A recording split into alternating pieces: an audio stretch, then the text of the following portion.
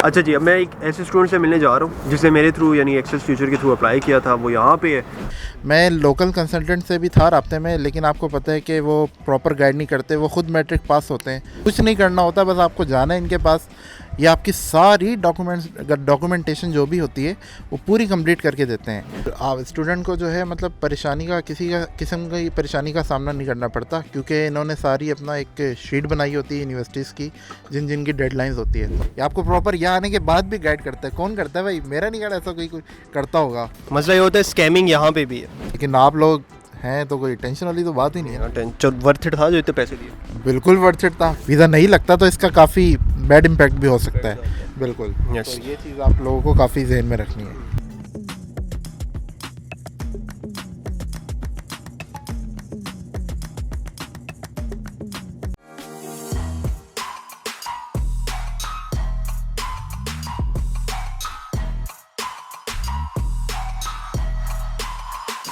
तो brothers and sisters, एक other one more, एक अदर कह रहा हूँ यार, सादी उर्दू इंग्लिश जर्मन सब मिक्स हो गया मेरा। खैर सीन ये कि ये बड़ी इंपॉर्टेंट वीडियो है, क्योंकि यार आपको लोगों को पता है कि मनीब भाई हर किसी को कहते हैं कि भैया ख़ुद अप्लाई करो। मैं मोटिवेट करता हूँ, सारी चीज़ें इन्फॉर्मेशन देता हूँ, गाइड करता हूँ कि भाई जो लोग हैं ख़ुद अप्लाई करें, ख़ुद अप्लाई करके यहाँ पे आएँ। लेकिन फिर भी कुछ लोग मेरे पास आते हैं, बल्कि काफ़ी ज़्यादा लोग आजकल आ गए हैं। वो कहते हैं जी मनीब भाई ठीक है, हमें इन्फॉर्मेशन मिल गई, हमें सब कुछ पता लग गया, लेकिन फिर भी ना खुद अप्लाई करने वाला सीन कोई हमारा इतना बन नहीं रहा, या हम कर नहीं पा रहे, या एक दो दफ़ा हमने किया था, हमें मसले आए, रिजेक्ट कर दिया एम्बेसी ने, कुछ पेपर मिसिंग थे, कुछ ये मिसिंग था। ऑब्वियसली टेक्निकल चीज़ें होती हैं, टाइमलाइन बड़ा मैटर करती हैं, यूनिवर्सिटीज़ की डेडलाइन बड़ा मैटर करती हैं, क्योंकि ऑब्वियसली जब ज़्यादा से ज़्यादा आप लेट भिजवाते हो, एप्लीकेशंस बहुत ज़्यादा आ चुकी होती हैं तब तक। फिर मसला ये होता है कि आपकी एप्लीकेशन अच्छी भी हो, स्ट्रॉन्ग भी हो, लेकिन वो ऑलरेडी बंदे काफ़ी हद तक वो ले चुके होते हैं। इस वजह से फिर थोड़ा मसला आ जाता है, रिजेक्शंस आ जाती हैं, कहते पता नहीं क्या पूछेंगे, कोई एक दो बोंगी शोंगी मार देते हैं वीज़े में जाके, वीज़ा रिजेक्ट हो जाता है। फिर वीज़ा, एक तो अपॉइंटमेंट मिलना आसान नहीं है, एडमिशन मिलना आसान नहीं है, तो वो सारी मेहनत जो है ना वो ज़ाया चली जाती है। तो कहते हैं नहीं जी, हमने प्रोफेशनल्स के थ्रू करवाना है, जिन्हें पता हो, जिन्हें आइडिया हो सारा, तो ताकि कोई भी गलती की गुंजाइश ना रहे।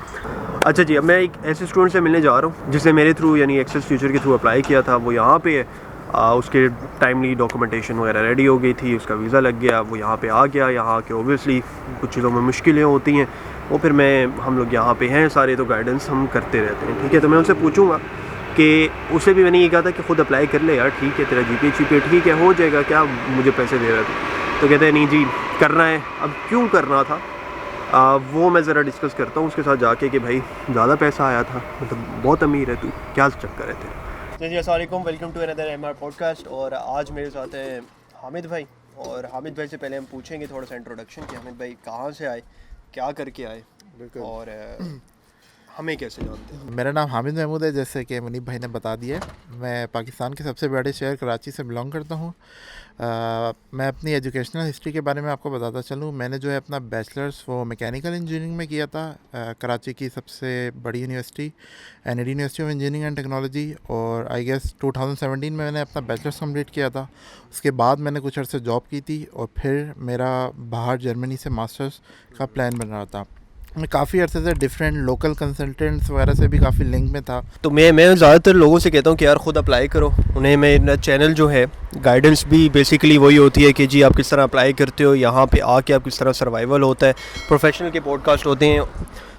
क्या आइडिया हुआ कि यार इस बंदे को अप्रोच करता हूँ कि थोड़ा बहुत बताए। बिल्कुल मुनीब भाई, बात ये कि आपके चैनल को मैं तकरीबन 3 साल से फॉलो कर रहा हूँ, और आप माशाल्लाह जर्मनी में होते हैं और आपने अपना मास्टर्स भी कंप्लीट कर लिया है। तो एक बात मुझे बहुत अच्छी लगी कि आप जो थे स्टूडेंट्स को प्रॉपर गाइड करते थे, और चूँकि आप ख़ुद जर्मनी में रह रहे हैं तो आपको आइडिया था कि क्या प्रोसीजर होता है जर्मनी में आने का फ़ॉरेन स्टूडेंट्स के लिए।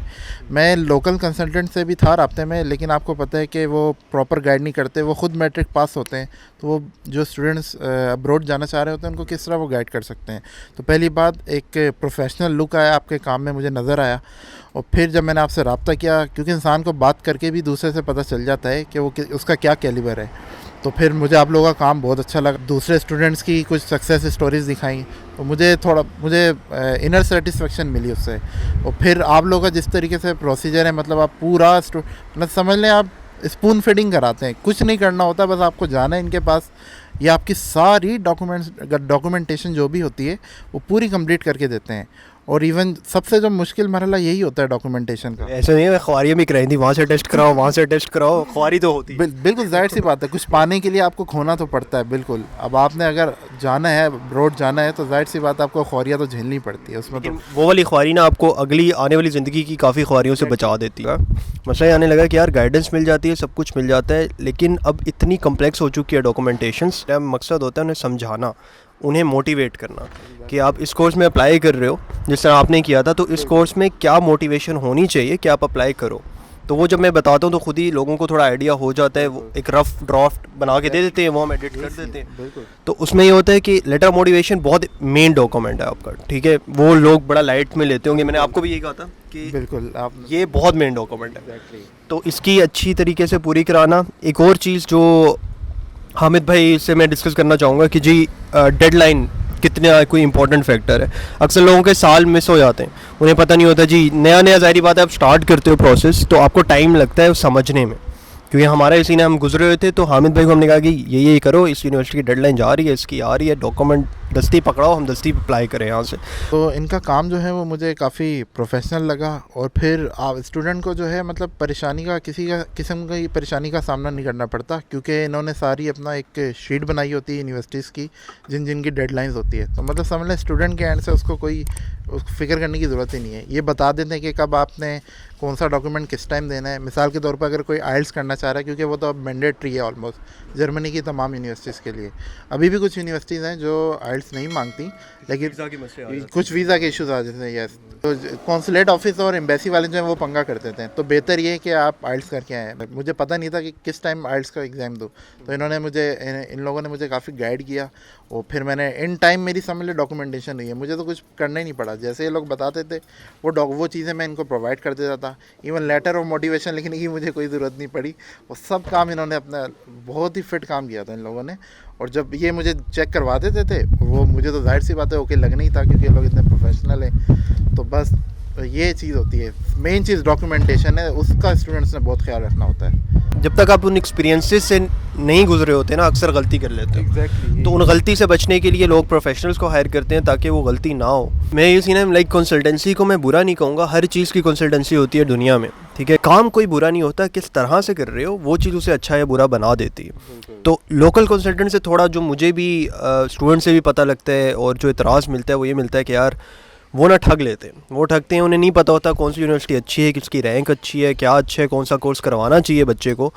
उनका एम होता है किसी तरह प्राइवेट यूनिवर्सिटीज़ में किसी भी यूनिवर्सिटी में दिलवाओ, बस भेजो। तो वो चीज़ के मैं थोड़ा अगेंस्ट हूँ कि यार अगर आप कंसल्ट कर रहे हो तो ये आप लोगों को एक कैरियर डिफ़ाइन कर रहे हो, ठीक है। मतलब ये आप माशाल्लाह जिस तरह से आके अब क्या पढ़ रहे हो यहाँ पे? मेरा जो है केमिकल एनर्जी इंजीनियरिंग का प्रोग्राम है मागडेबर्ग में, और ये काफ़ी अच्छी यूनिवर्सिटी है। मुझे तो पता भी नहीं था, ये जैसे मैंने बताया सब कुछ इन लोगों ने ही मुझे यूनिवर्सिटी मैगडेबर्ग का मुझे भी आइडिया था क्योंकि एनर्जी फील्ड है मेरी, रिन्यूएबल की एनर्जी की थी। तो ये काफ़ी अच्छी यूनिवर्सिटी थी, कोर्स काफ़ी अच्छा था। तो आई वाज लाइक यार तुम्हारा ये डिग्री मैच कर रही है, सब कुछ मैच कर रहा है, ये इसका स्कोप भी है आगे।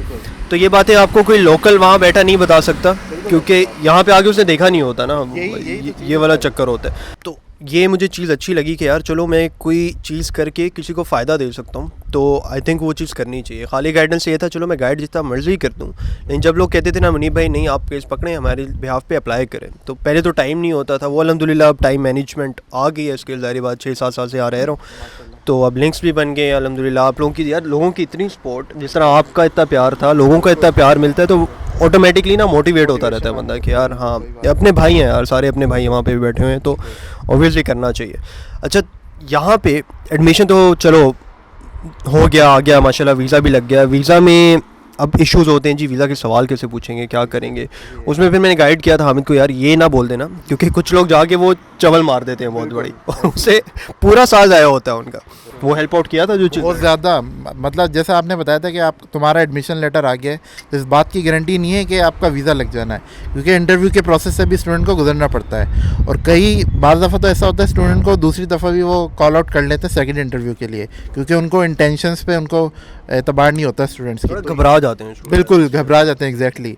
तो ये बहुत इंपॉर्टेंट चीज़ है और टू द पॉइंट और प्रिसाइज आपने आंसर देना है, इधर उधर की चवलें नहीं मारनी है आप लोगों ने। तो स्टूडेंट उन्होंने मुनीब भाई ने मुझे एक PDF में क्वेश्चन शीट दी थी, वो मैंने प्रिपेयर किया और अल्हम्दुलिल्लाह उसी में से 4-5 सवाल थे मुनीब भाई जो आपने बिल्कुल बहुत फिट काम हो गया था वो। चलो ज़बरदस्त। और इंटरव्यू की मैं हामिद भाई को कहते भी ऑनलाइन हम स्काइप सेशन रखते हैं, जूम सेशन है, तो अहमद भाई ये चवल नहीं मारनी बिल्कुल वहाँ पे वो रिजेक्ट हो जाएगा। बिल्कुल इंशाल्लाह रखते हैं। तो इंशाल्लाह वो भी कर लेते हैं। मेरा अगेन ये फोकस है, यहाँ पे आना कोई बहुत बड़ी कामयाबी नहीं है, ये पहला स्टेप है कामयाबी का। बट कामयाबी आपको तब मिलती है जब डिग्री अच्छी तरह से करके यहाँ पे जॉब लेते हो, ठीक है। वो तभी मिलेगी जब थोड़ा प्री प्लान करोगे चीज़ों को। Pre plan in the sense कि पता लगे अच्छा कोर्स कर रहे हो जिसमें इंटरेस्ट है और उसकी डिमांड है।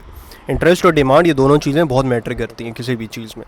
लोकल कंसल्टेंट ने फ़्लाइट का टिकट पकड़ा, आके यहाँ पे एयरपोर्ट पे सो जो मर्जी है। यहाँ पे हम करते हैं जी हम नहीं है तो अकोमोडेशन अरेंज करवाओ, बच्चे को ये ना हो कि आके इधर उधर भटकता रहे। तो शुरू में मसला तो नहीं हुआ आपको यहाँ पे? तो कोई मसला ही नहीं, मुझे तो पता ही नहीं था। सब आप लोगों ने बताया, सिटी रजिस्ट्रेशन की, इवन अपॉइंटमेंट वगैरह की ईमेल भी सब कुछ। ये मतलब ऐसा नहीं है कि आप आ गए और आप अकेले हो, ऐसा कोई सीन नहीं है। ये आपको प्रॉपर यहाँ आने के बाद भी गाइड करता है। कौन करता है भाई? मेरा नहीं, ऐसा कोई करता होगा। मसला ये होता है स्कैमिंग यहाँ पे भी है। लोग पकड़ के आपको कहेंगे मेरा घर बना हुआ है जर्मनी में, आप पैसे जमा कराओ, हम जब आओगे चाबी दे देंगे।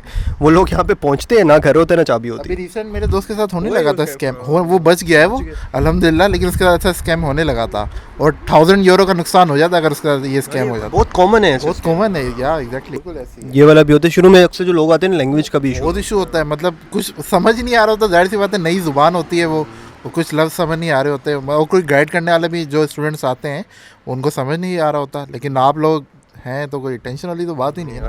वर्थ इट था जो इतने पैसे दिए? बिल्कुल वर्थ इट था। मैं तो कहता हूँ अगर ज़्यादा भी लग जाता तो कोई इशू ही नहीं था। ज़्यादा मांगनी चाहिए यार शर्ट। चले ठीक है। तो ये हामिद भाई थे, बहुत अच्छा लगा हामिद भाई अपना एक्सपीरियंस शेयर करके। कोई एडवाइस देना चाहिए? एडवाइस ये देना चाहूँगा कि मतलब चाहे आप अपने तौर पे डॉक्यूमेंटेशन करें या कोई भी किसी कंसल्टेंट के थ्रू कर रहे हैं, बस ये देख लें कि आपकी इनर सेटिस्फेक्शन हो रही है या नहीं, और अपना रिसर्च वर्क लाजमी करें। क्योंकि हम लोग अपने स्टूडेंट्स जो होते हैं वो क्या करते हैं, इजी गोइंग होते हैं, कहते हैं यार सब कुछ दूसरा कर लेगा, मुझे कुछ करने की ज़रूरत ही नहीं है।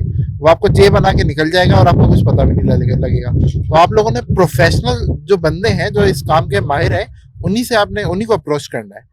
या तो अगर आप इतने हैं खुद से रिसर्च कर सकते हैं तो वेल एंड गुड, नहीं है तो आपने लोगों ने प्रोफेशनल बंदों से ही रब्ता करना है इस मामले, क्योंकि ये बहुत ही कॉम्प्लिकेटेड मैटर होता है डॉक्यूमेंटेशन का। ये आपकी ज़िंदगी का सवाल होता है। वीज़ा नहीं लगता तो इसका काफ़ी बैड इम्पैक्ट भी हो सकता है। बिल्कुल yes. तो ये चीज़ आप लोगों को काफ़ी जहन में रखनी है। अगर नहीं कर सकते ऑब्वियसली हेल्प आउट की ज़रूरत है तो यू कैन अप्रोच मी। अगर नहीं आपने हायर करना, वो मसला नहीं है कि आप मुझे रब्ता नहीं कर सकते, नीचे लिंक दिया हुआ है, आप अप्रोच करके अपॉइंटमेंट बुक कराते हो। कैरियर काउंसलिंग सेशन होता है जिसमें सारी चीज़ें आपको मैं समझा दूंगा कि अच्छा इस तरह होती है, तो आप वो भी ले सकते हैं। ऑब्वियसली डॉक्यूमेंटेशन वगैरह अगर आपने किसी प्रोफेशनल के थ्रू करानी है, you can always approach me. यहाँ पे आपका लिंक चल रहा होगा, यहाँ पे ईमेल चल रहा होगा, जहाँ आप डॉक्यूमेंट भेज सकते हैं, हम एवेल्यूएट करके आपको बता सकते हैं। बाकी उम्मीद है आपको ये वाला व्लॉग पसंद आया होगा, लोगों के लिए हेल्प आउट रहा होगा। यार मैं आपका पासपोर्ट दिखाना भूल गया, लोगों को कैसे पता लगेगा कि आप सक्सेसफुली हाउसवाइफ बनवा लिया यार? हाउसवाइफ बनवा लिया? दिखाओ आपको पता लगे सक्सेसफुल जर्मन वीज़ा केस। ये देखिए ऐसा होता है भाई, तस्वीर थोड़ी माटी आई है लेकिन नाम शाम छुपा देते हैं आपका। ये चेक करें जी। ठीक है जी, ये हामिद भाई थे, ये जर्मन हाउसवाइफ आ गया। अच्छा चलो ये सीधा हो गया बॉस, अगले पॉडकास्ट में मिलते हैं, तब तक के लिए अल्लाह हाफ़िज़।